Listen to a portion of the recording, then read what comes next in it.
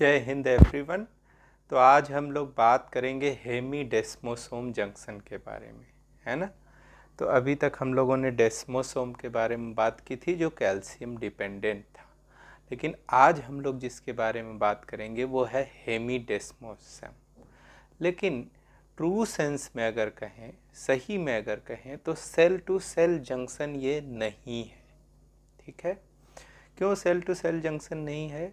क्योंकि इसका पर्पस है कि किसी सेल को उसके बेसमेंट मेम्ब्रेन से अटैच्ड रखे, है ना, जुड़ा रखे। उसका एसोसिएशन जो है वो उसके बेसमेंट मेम्ब्रेन से हो।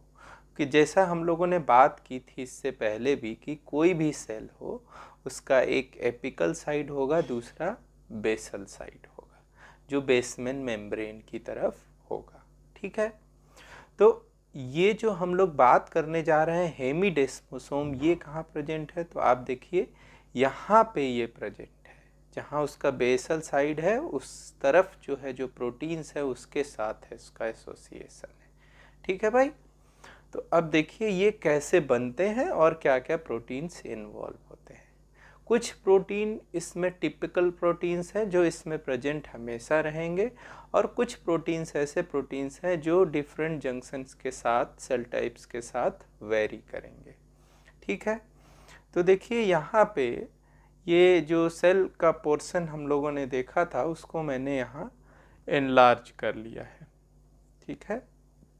इस पोर्शन को हम लोगों ने इसको एनलार्ज करके यहाँ दिखाया है।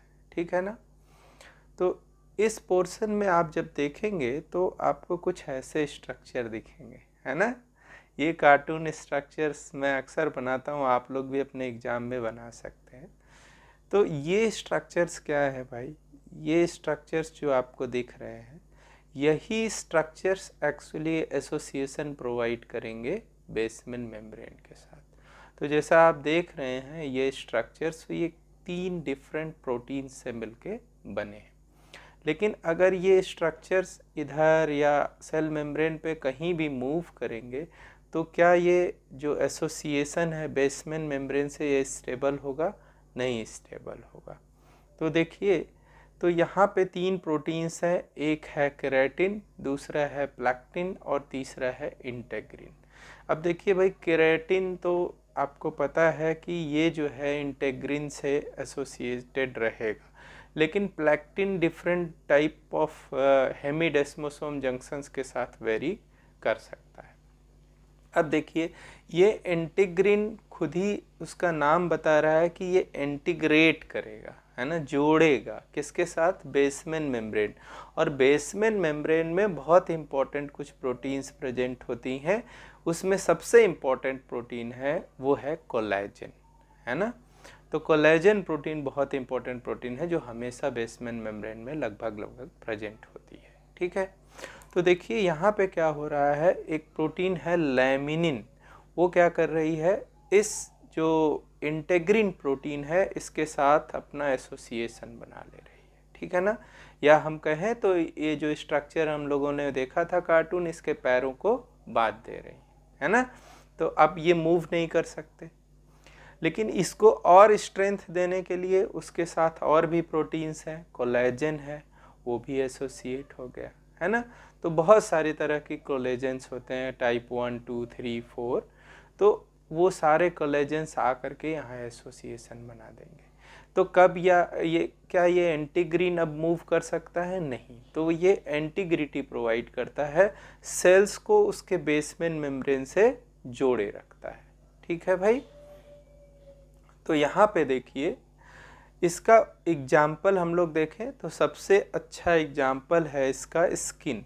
सबसे अच्छा एग्जाम्पल क्या है भाई? स्किन है ना। तो स्किन में देखिए अगर ये इपिथेलियल सेल्स हैं ऐसे, है ना, और ये इपिथेलियल सेल्स हैं, हम लोगों ने और भी तरह के जंक्शंस पढ़े हैं, और ये इसका बेसमेंट मेम्ब्रेन है। तो ये इपिथेलियल सेल्स जो हैं, इपिथेलियल सेल्स, इनका एसोसिएशन यहाँ पे किसके द्वारा हो जा रहा है? इंटेग्रिन के द्वारा। किससे? कोलेजन प्रोटीन से। ये बेसमेंट मेम्ब्रेन है और ये क्या है, इंटेग्रिन प्रोटीन है। अब यहाँ पे देखिए इंटेग्रिन एक ट्रांस मेम्ब्रेन प्रोटीन है और पेयर में पाई जाएगी, है ना।